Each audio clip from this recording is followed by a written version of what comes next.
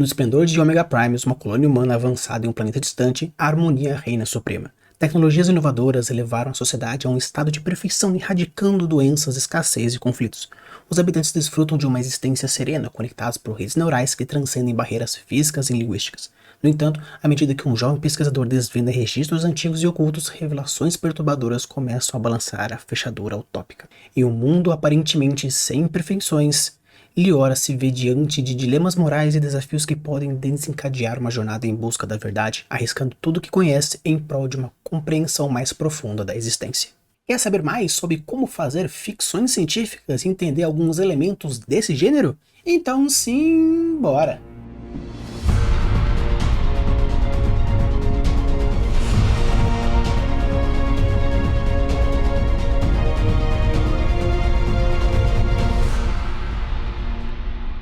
Olá, Libras, tudo bem? Aqui é Rafael Campos e hoje nós iremos conversar um pouco sobre ficção científica. Conversamos no nosso último episódio falando um pouco sobre fantasia científica e algum ponto que tem de relação e interseção entre essas duas, mas agora na ficção científica iremos abordar um pouco mais desse gênero.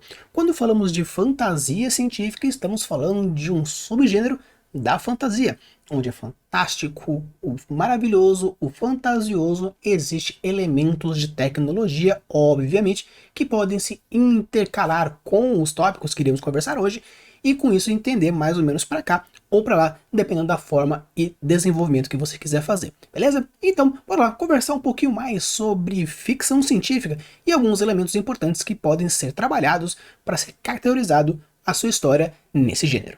Uma coisa que é importante a gente entender é que a ficção científica, apesar de ela ter as suas características de gênero, o que a gente importa dentro desses episódios, principalmente desses de definições que eu trago aqui para vocês, é mais um objetivo realmente de vocês entenderem mais ou menos quais são os elementos que nós vamos abordar e como você pode ampliar isso dentro do seu universo, dentro da sua narrativa, dentro dos seus personagens, dentro do seu cenário, seu world building de uma maneira geral. Então, como a gente falou da fantasia científica, que é um subgênero da fantasia, ela tem como objetivo trazer experimentações de algo mais futurista, algo mais distópico, porém com elementos mais fantásticos, mais fantasiosos, mais maravilhosos. E no caso da ficção científica, o fantástico, o maravilhoso, ele é um pouco mais segurado, utilizando de momentos mais científicos e com suspensão da descrença um pouco mais pesado. Para a galera que não sabe o que é a suspensão voluntária da descrença, basicamente é aquele momento onde você coloca no seu cérebro que você aceita um certo limite de mais, de exagerado, em prol do seu divertimento. Quando você busca algo mais fantasioso, a sua suspensão voluntária da descrença está um pouco mais alto. Por quê? Porque você aceita mais fantasias, aceita mais extraordinários pelo fato de estar numa fantasia. Quando você migra para uma ficção científica, a suspensão voluntária da descrença ela diminui um pouco porque os leitores já esperam um pouco algo mais factível, algo um pouco mais pé no chão.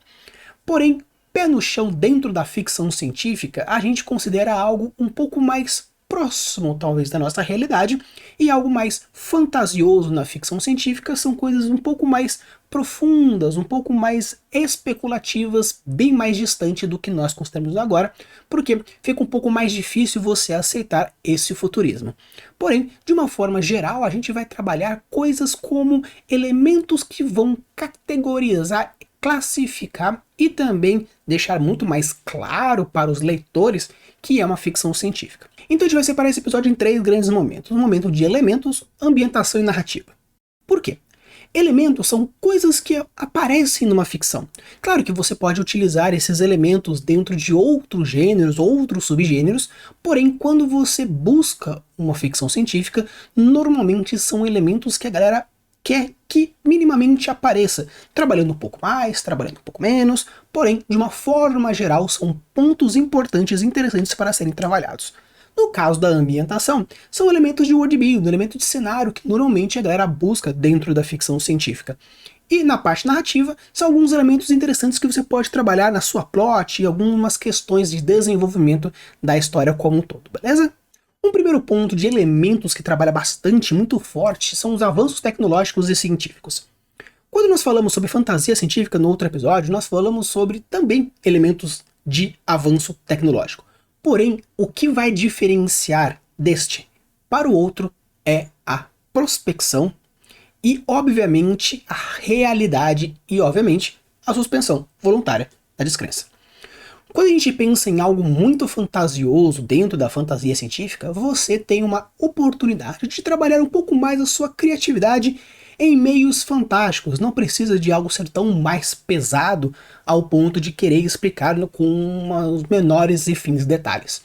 No caso dos avanços tecnológicos científicos aqui na ficção científica, a parte tecnológica ela é um pouco mais viável. O que seria ser um pouco mais viável? Seria você fazer algumas projeções um pouco mais reais daquilo que você gostaria de fazer. Você vai buscar, seja em artigo científico, seja em literatura especulativa, ou qualquer outro ponto que trabalhe essa ideia de prospecção, de especulação, para conseguir criar a sua tecnologia. Ah, quer dizer que hoje em dia já é possível você criar A, B, C e D? Ok, então como que eu posso ampliar isso e deixar um pouco mais viável? Nós temos hoje celulares, nós temos hoje internet, nós temos comunicação. Como isso pode ser colocado um pouco mais para frente considerando os avanços tecnológicos? A medicina, comunicação, a aprendizagem, o transporte, energia.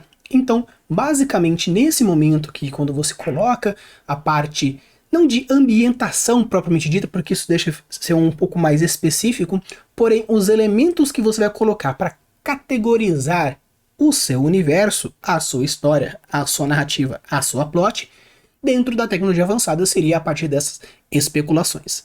Um outro ponto importante e interessante é o quesito de robótica e inteligência artificial. Você pode construir ficção científica sem robótica e sem inteligência artificial? Até dá. Porém, considerando que hoje em dia nós já utilizamos de robôs e AIs para conseguir fazer coisas do cotidiano, num futuro mais futuro, acredito que seja muito mais provável. O que é interessante de você aplicar robótica e tecnologia, principalmente inteligências artificiais? Pelo fato de o ser humano existir toda uma complexidade biológica do pensamento, do sentimento, das relações, das realizações, quando você coloca um robô, como aparece, por exemplo, o Eu, Robô, como aparece, por exemplo, no Wall-E, onde existe toda essa ideia de unificação de personalidade, até mesmo quando a gente mostra no Exterminador do Futuro, você percebe que existem máquinas X, máquinas Y, durante toda a franquia de Exterminador do Futuro você percebe modificações tanto no comportamento, personalidade, estilos, pensamentos, desenvolvimentos. Então, colocar elementos que trabalham a robótica e a inteligência artificial, principalmente hoje em dia que você percebe que a inteligência artificial está adentrando no nosso universo, como que seria no decorrer do tempo, como seria no desenvolver da realidade. Então, esses dois elementos, tanto da tecnologia avançada quanto da robótica e da inteligência artificial, obviamente filtrando tudo a partir da especulação, é interessante a gente já entender como a gente pode ir fazendo, como a gente pode construir esse tipo de elementos e ir espalhando dentro da nossa narrativa. E um sentimento muito legal dentro da ficção científica é o sentimento da aventura e exploração. Apesar de que isso pode adentrar tanto no world building, que é a ambientação, quanto na narrativa, que é a história, o que eu quero trazer para você de elementos seria aqui o sentimento, a vontade de mover-se dentro da ficção científica é a aventura, é a curiosidade, é a exploração. Quando falamos sobre o episódio sobre desconhecido, vou deixar o cardzinho aqui falando sobre o episódio desconhecido, nós falamos que dentro da ficção científica a curiosidade faz com que tenha um movimento. O fantástico dentro da ficção científica, o maravilhoso dentro da ficção científica, gera movimento com curiosidade, com exploração. Então, colocar elementos, seja eles reais, ou seja, uma pessoa exploradora, ou um grupo explorador, ou sentimento de explorador, é interessante colocar dentro do desenvolvimento dos personagens, dentro do desenvolvimento da sua plot. Por quê? Como dentro dos gêneros existem os seus elementos, ou seja, dentro de um romance você busca elementos românticos, dentro de um suspense você busca elementos de suspense, e dentro da ficção científica o que você procura? Você procura exploração, você procura descoberta, você procura descobrimento, você procura esse tipo de situação. Então colocar exploração, viagens, curiosidade, movimentação ao fantástico em busca do conhecimento, é interessante colocar esses elementos, porque isso vai tanto na convenção do gênero, porque se encontra dentro do gênero ficção científica, mas é interessante para você também conseguir pegar o público de uma maneira geral, porque é normalmente algo que é buscado. Obviamente, você pode não colocar nada de exploração dentro do seu mundo fantástico de uma ficção científica? Pode, mas até mesmo pequenas histórias pequeníssimas de ficção científica, você percebe que pode não ter uma exploração, seja algo muito superlativo, como uma exploração de um planeta ou a entrada de uma região abissal, mas aquele sentimento de buscar, de procurar, de explorar, você vê os pequenos detalhes. Por quê? Porque a ficção científica puxa isso. Quando você está escrevendo, você normalmente, naturalmente, é puxado para esse tipo de convenção de gênero. Então, eu acho interessante vocês, percebendo que já acontece isso, desenvolvem um pouco mais. Porque não apenas isso já vai ser algo natural, porque você já vai buscando isso de uma maneira normal, mas também como o leitor já é imerso nesse tipo de elemento, é interessante você puxá-lo dessa forma. Vamos falar então agora um pouco sobre a ambientação. A ambientação, mais ou menos, de uma maneira assim bem generalista, a gente pode falar que é o cenário. Ou seja, onde passa, quando passa, como passa. Os 3 pontos mais normais ou os mais corriqueiros dentro de uma ficção científica são ambientes distópicos, utópicos e futuristas. Esses são os 3 principais elementos de uma ficção científica. Por quê? Porque quando você busca uma ficção científica, você procura algo mais no futuro. E dentro, quando pensamos no futuro, nós podemos seguir algo mais utópico, ou seja, perfeito, distópico, caos e destruição, ou simplesmente futurista, que não chega nem a ser distópico nem utópico. Então, quando você busca esse tipo de ambientação, é interessante você entender mais ou menos como funcionam esses 3 tipos de categorias para ficar mais fácil do entendimento. Quando a gente fala sobre algo utópico, estamos falando de algo perfeito, ou seja, sem guerra, sem doença, sem sofrimento de uma maneira geral. E isso é interessante, porque a perfeição gera estranhamento. O ser humano busca a perfeição, porém quando ele chega na perfeição, algo o incomoda. Por quê? A perfeição acaba o desenvolvimento, acaba a evolução, acaba o melhoramento. Então o ser humano sente um tanto estranho dentro de um nível perfeito. Tanto que a galera perfeccionista, ela tá sempre na neura, porque para ela, mesmo que aquilo esteja perfeito, ela busca a perfeição de uma maneira tão doente que faz com que sempre queira. Então, o sentimento de utopia é bem legal você trabalhar esses elementos. Por quê? O mistério por detrás, como eu trouxe aqui na introdução desse episódio, algo perfeito é estranhamente perfeito. Por que será que as coisas acontecem dessa forma? E por que esses elementos existem dessa forma? Então, a utopia é um tipo de cenário interessante caso vocês queiram trabalhar. Caso vocês queiram que eu traga mais elementos de utopia e foque um episódio inteiro falando sobre utópico ou distópico, ou até mesmo a comparação entre os dois, deixa aqui nos comentários pra gente trazer mais desses elementos e assim a gente pode trabalhar mais cenários e mais formas de você criar o seu worldbuilding diferenciado. Caso você então queira que eu traga algo como mais um distópico, ele é o contrário da utopia, ou seja, ele é o caos. Ele muitas vezes está realizado com um pós-apocalíptico. Por quê? Como a distopia está diretamente ligado a algo que foi, vamos dizer assim, realmente é a contraposição da utopia, não vamos dizer que assim doenças para dar com pau, fome, mas normalmente acontece isso. Então se você pensa, o que seria o perfeito para você? Agora inverte. Isso é o distópico. E como normalmente o distópico está relacionado ao mundo pós-apocalíptico, você pode colocar diversos tipos de pós-apocalíptico, de guerra, de doença, de invasão. Existem diversos tipos de utopias, da mesma forma que existem diversos tipos de distopias. Tanto que, caso vocês queiram que eu faça um episódio especificamente sobre distopias diferenciadas, deixe aqui também nos comentários que daí eu posso fazer um episódio específico sobre distopias.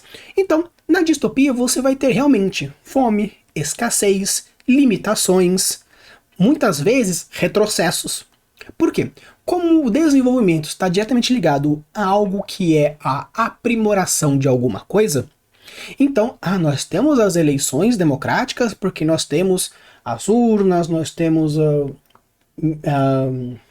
esclarecimento das informações, nós temos a forma de conseguir encontrar com X e Y.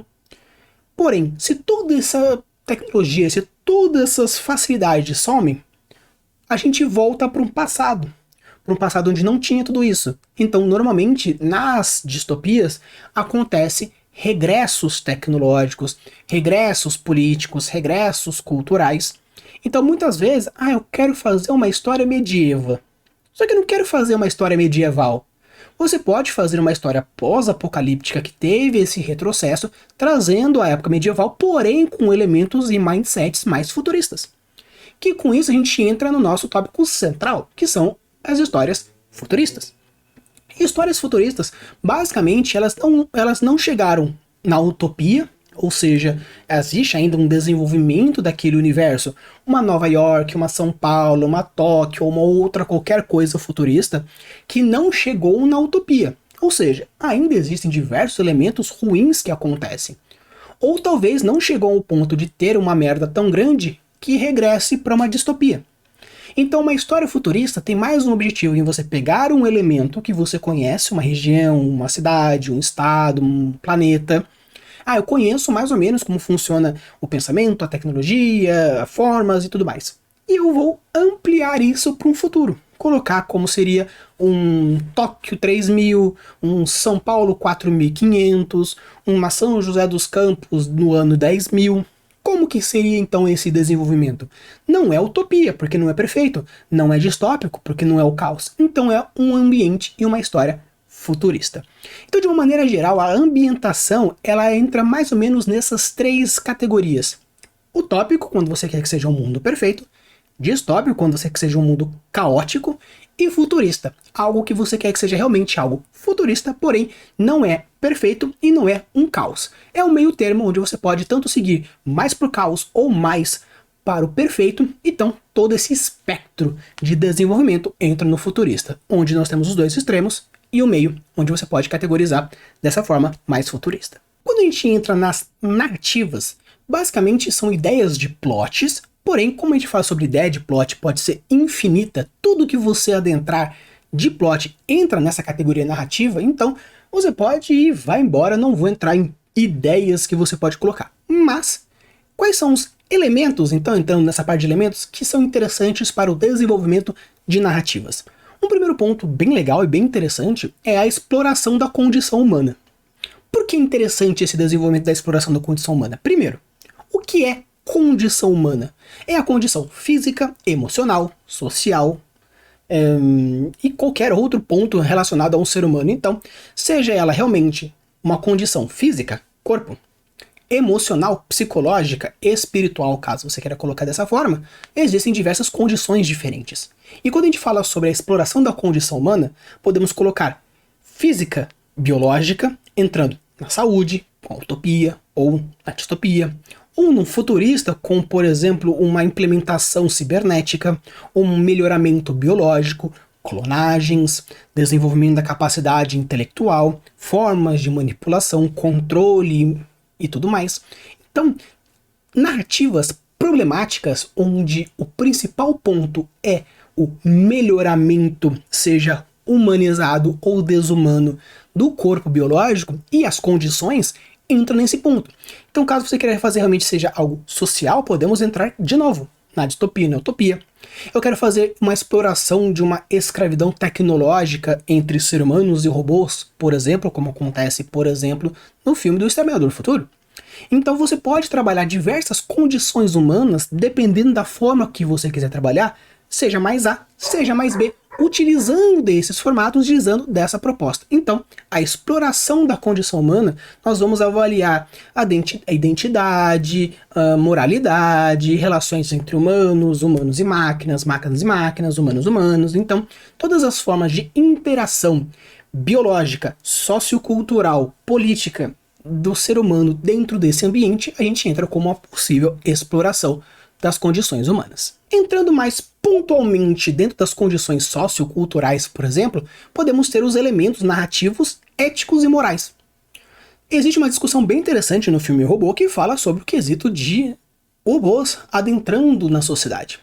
No filme mais antigo, O Homem Bicentenário, onde um robô ele busca a humanidade e no final do filme ele consegue morrer como um ser humano. Então ele nasce como robô e morre perante a comunidade humana, um ser humano.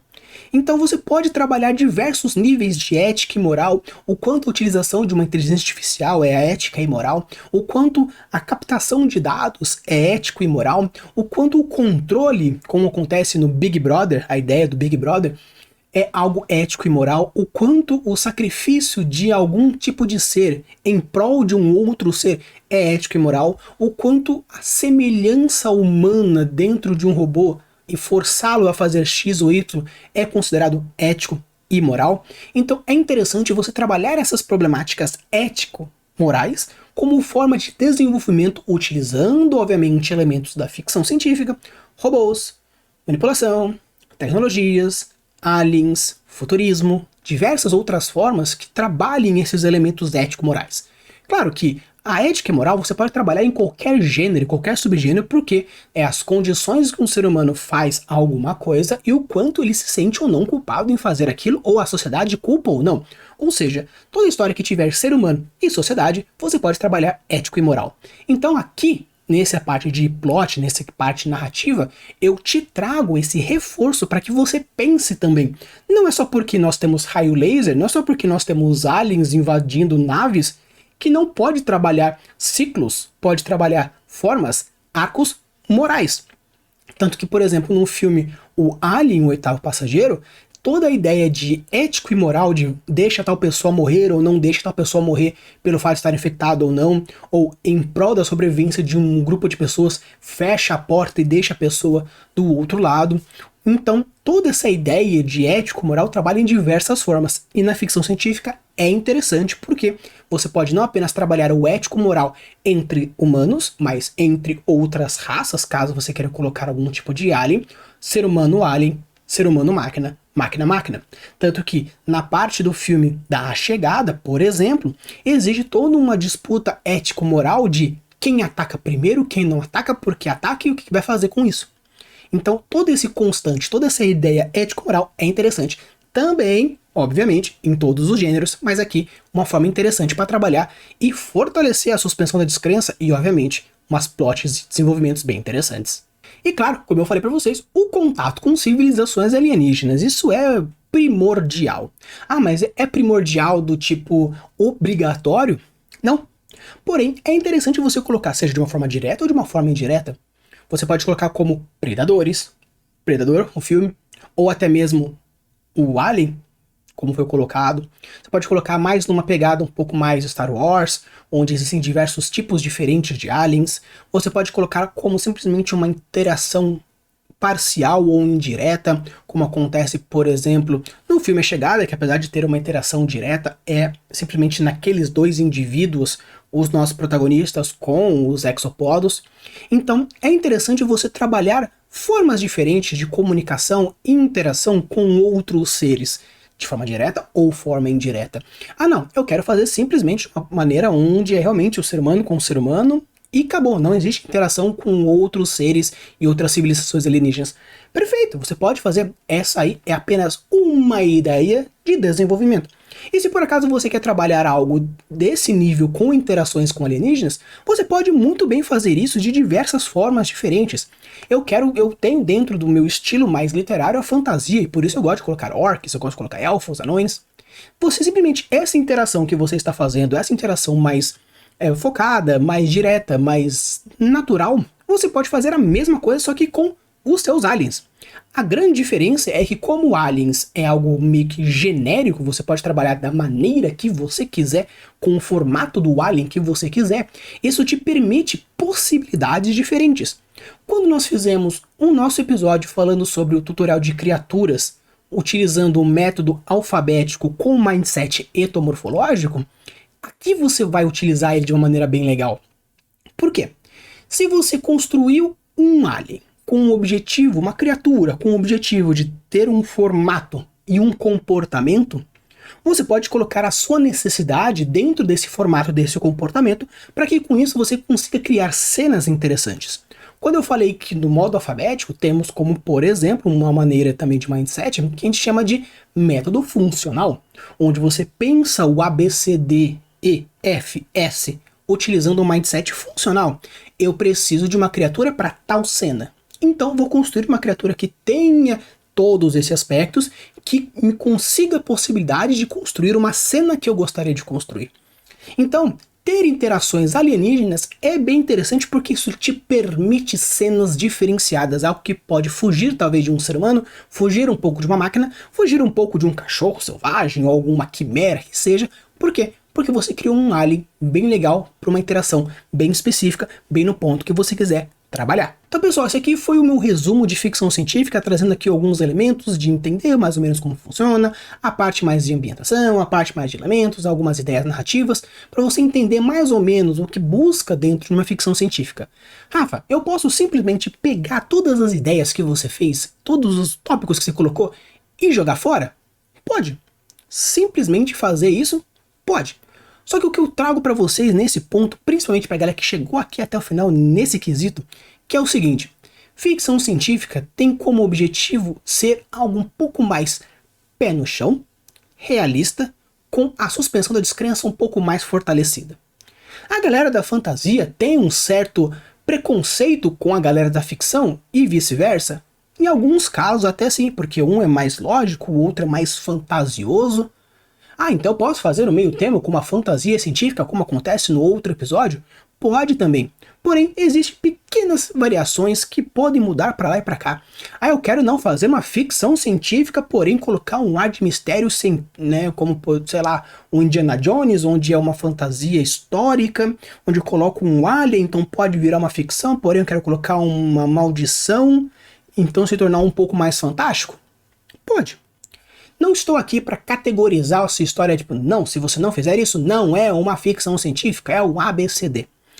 O objetivo desses episódios, basicamente, é você conseguir entender mais ou menos onde a sua história se encaixa, ou qual que é a sua necessidade de história, para conseguir colocar mais elementos X ou mais elementos Y, de uma maneira que você consiga trazer mais vontade, mais esclarecimento, mais empolgação para o seu leitor, para o seu jogador, para aquele que vai estar usufruindo do seu world builder. Mas Rafa, esse world builder para mim é um hobby próprio que eu quero ter o meu cenário. Não penso em livro, não penso em história, não penso em nada, eu quero apenas ter o meu universo como o meu xodozinho. Mas se você também quer se agradar, por que não colocar esses elementos que te agradam nesse cenário da maneira correta para você conseguir ter orgulho no final das contas? Use e abuse das suas criações e deixe seus mundos cada vez mais incríveis. Valeu!